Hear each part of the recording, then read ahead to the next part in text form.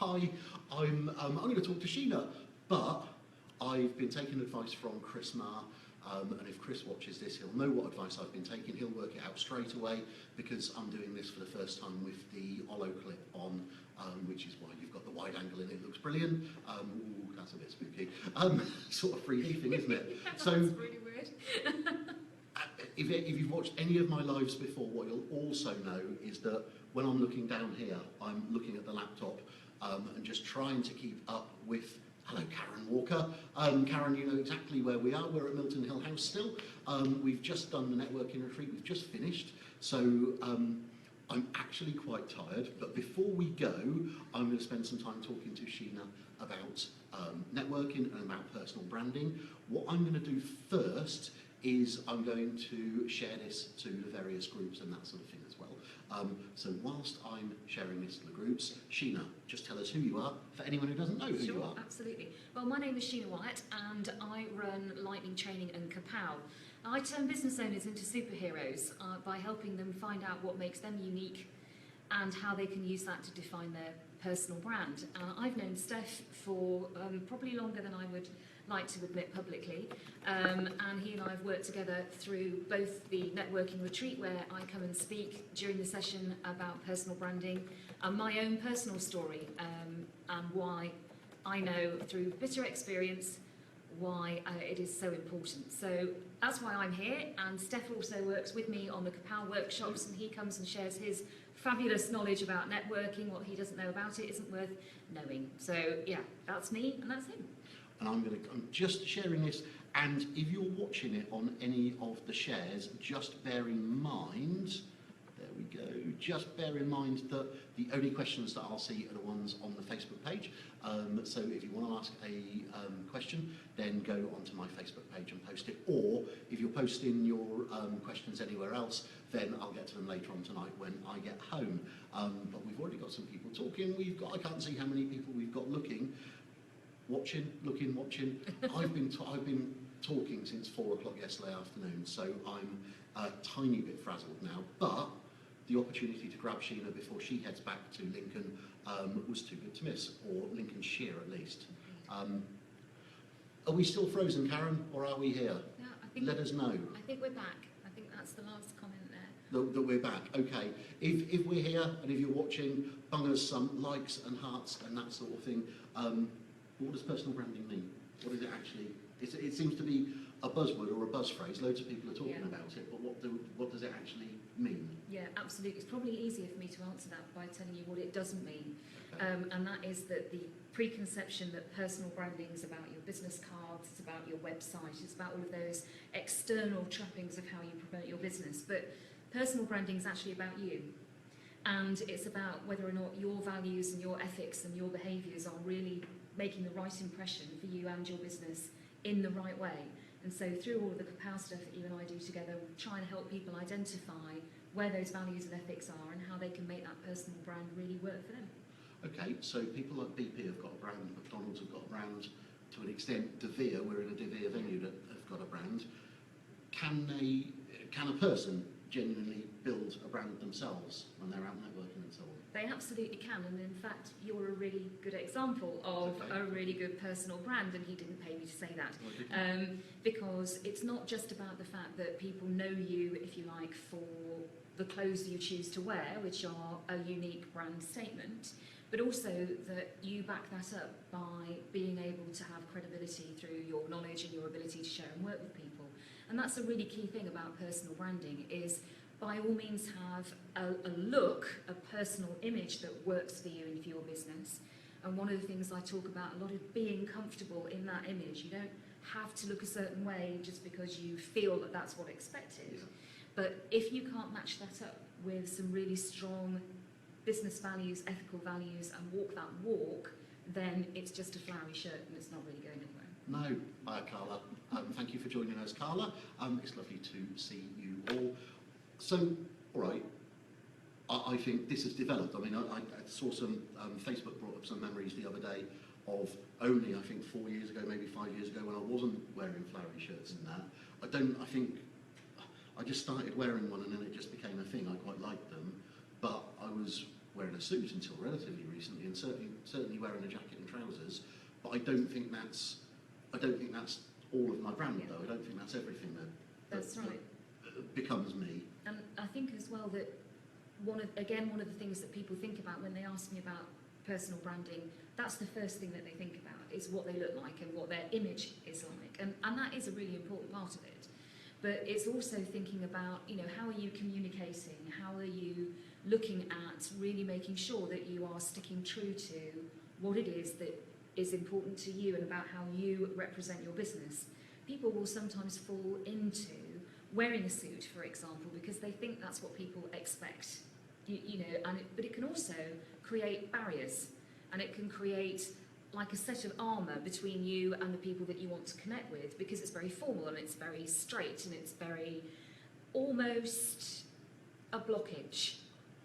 But having said that, if that's the right thing for you and how you want to represent your personal brand, then go for it. You know, if you feel that it's the right thing for you to do, to wear jeans, scarves, etc., do it. The important thing is you've got to believe it. If you're doing it because you're trying to be trendy and funky and cool, but you don't actually believe in that, or your business isn't really in the trendy, funky and cool kind of category, it's not going to be believable, it's not going to work. I'm definitely not trendy and funky and cool, because I've got teenage sons who'll tell me otherwise. Todd, it's lovely to see you. Carla, I'm really not sure about your question. Carla's question is, how does personal branding work if you're ugly? Now, I'm no oil painting, am I? I'm a curmudgeonly 46-year-old with bad dress sense. I think that's sort of, to me, with a West Oxfordshire accent, to me that's a big part of my brand as well. I don't know anyone ugly, so I just wouldn't know Carla. But yeah, your personal brand is about, everyone's personal brand is about so much more than what they look like.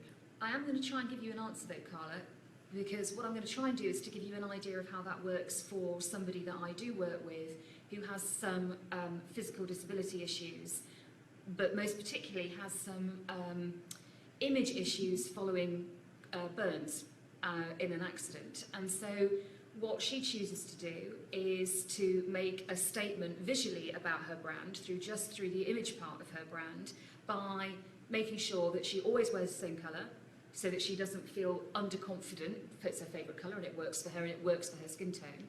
But she also makes sure that she has something that is detracting from the area of her body where she is conscious of that scarring. Okay. And it will either be a big corsage or it will be, you know, a feature in the detail.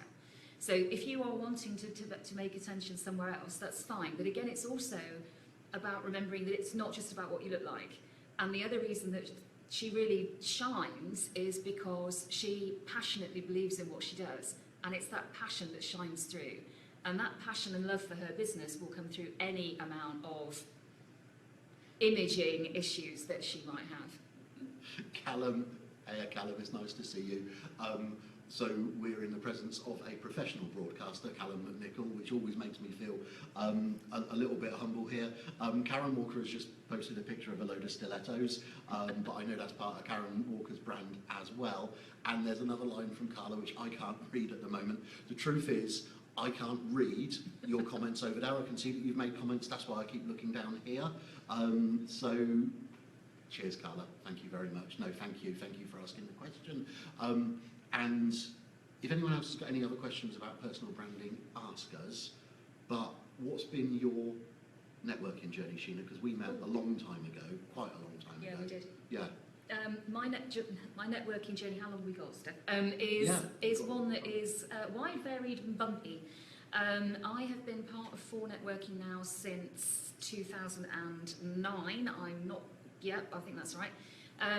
When I lived up in Yorkshire, and I joined 4 Networking and became part of a team at the Weatherby Group, when in the good old days it was ops assistant. Started there at a really difficult time for me, and I really needed something like a networking organisation, not just to help me grow what was then almost a non-existent business, but also basically to help me put myself back together and piece myself back together and get a bit of confidence.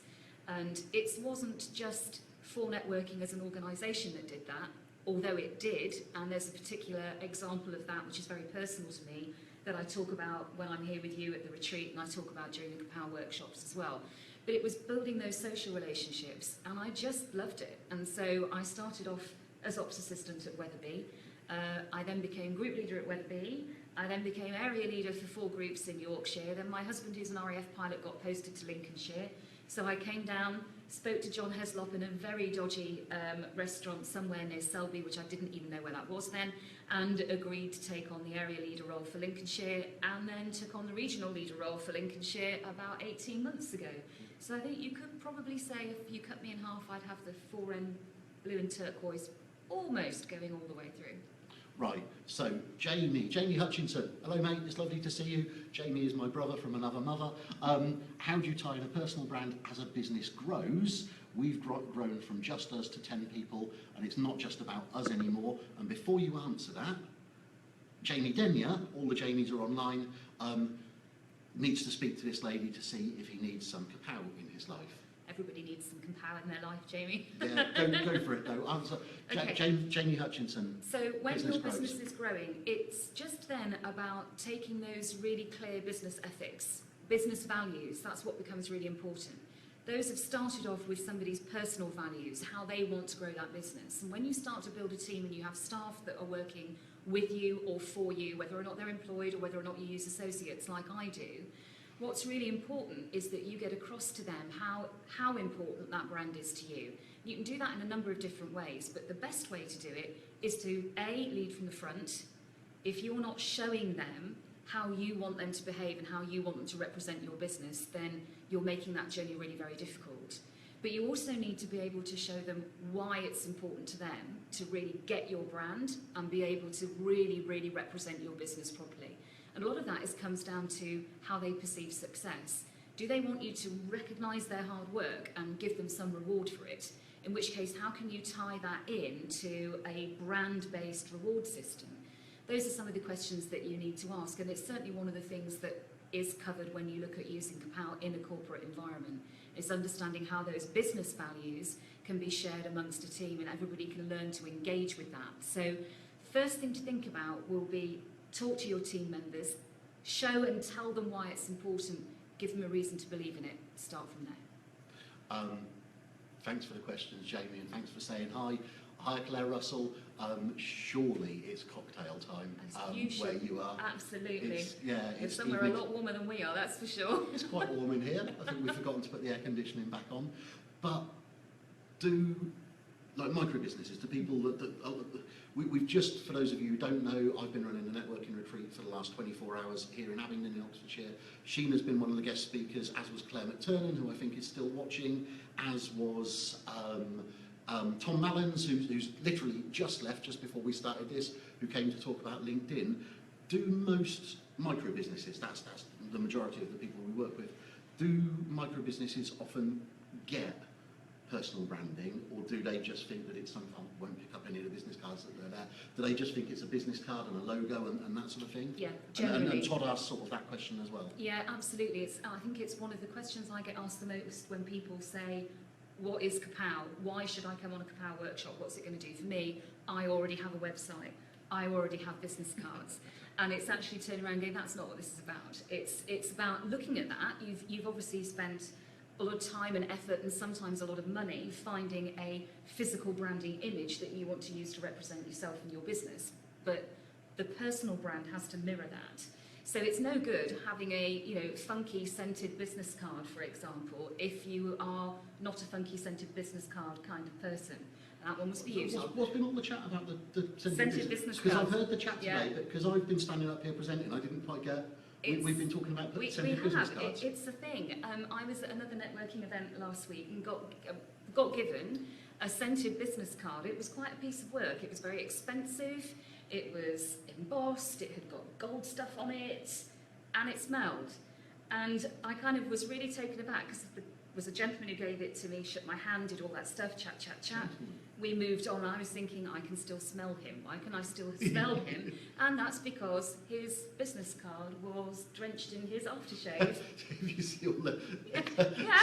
wow faces. That's kind of how I felt about it, which meant my briefcase smelled of in 1985, someone sent me a letter which they'd put, I think probably Charlie perfume on, if I remember 1985. And the so spark. that's still, that's right. So that's still a thing, is it? People giving out scented business cards. I've never heard of that. They do.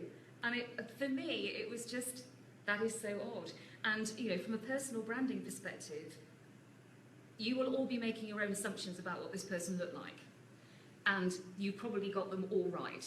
But I was just thinking, is this just odd? Your business is very traditional. It's a very traditional industry. This is a non-traditional thing to be doing in that industry. And is that actually standing out for the right reasons? Or are you just making somebody like me go, that's just weird? And, every time I open up my briefcase, it smells of, this aftershave. Not my thing. I wasn't impressed. But from a personal branding point of view, I just thought, it's a nice idea, but what was the purpose behind it? Was it making the right impact for the right reason with me? No, it wasn't. That, I think, is something that probably needed a bit of a rethink. Tom Mallons, you're watching us. I can only imagine you're in the car park. Hi, Renee. Hi, Martin. It's lovely to see everyone. Any questions about personal branding, pop them down in the comments here, and keep the likes and hearts and everything coming over there. Keep the likes and hearts and everything going. Like being on Strictly, doing the phone a bit, yeah. Oh, I'm good at, I like doing this. Hi, I'm Martin Gorn, it's lovely to see you. And there was, right, so going the other way around then. Yeah. What about the financial advisor who deals in investments and their business card says on the back, provided free by Vistaprint? Yeah, that was another big conversation, wasn't it, really? Vistaprint do great things. And I use Vistaprint for some of the things that are part of how I use physical branding in my business. One of the things I get the most comments about, for example, is my personalised phone case that I know you've seen. Yeah. And, I could have had that designed and made at a lot of expense, but the reason I have one is because I drop my phone a lot. So, having one that's not stupidly expensive really, really worked. But what you've got to think about is if you have the external image of a professional, you've chosen to go down the road necessarily of wearing a suit, you look very smart and well turned out, and then you give somebody a business card that gives that whole produced by Vistaprint, or even worse, has got all the little perforations around the edge where you printed it yourself. What does that actually say to them about how much you are investing in representing your business, your brand? You might have paid for the suit, but you're immediately cheapening the suit by having a cheap business card. And it's that first impression moment. When you're starting out, I think, particularly as a micro business, looking at what it can cost for business cards can seem really scary. But if you're going to go out and network to build the contacts for your business, that's going to be the thing that somebody physically has in their hand that is going to make them think of you and your business. It's got to represent not only your business in a way that is memorable for the right reasons, but it's also something you have to be comfortable with. Would you necessarily be comfortable if all the labels on your clothes hung out to show people where you are shopping for your clothing? Would you necessarily want people to see that you are buying clothes from Tesco, or do you want them to think that you're buying clothes from Prada? Hide the label. So spend that little bit of extra money to have a business card that doesn't have that kind of made by somebody else because I really couldn't be bothered to look at it or get some advice, or I didn't have the time to go into it properly. There's loads of self-prints out there that are high quality. Think about that as the way that you're representing your brand. Be remembered for the right reasons, and whatever you do, don't make them smell.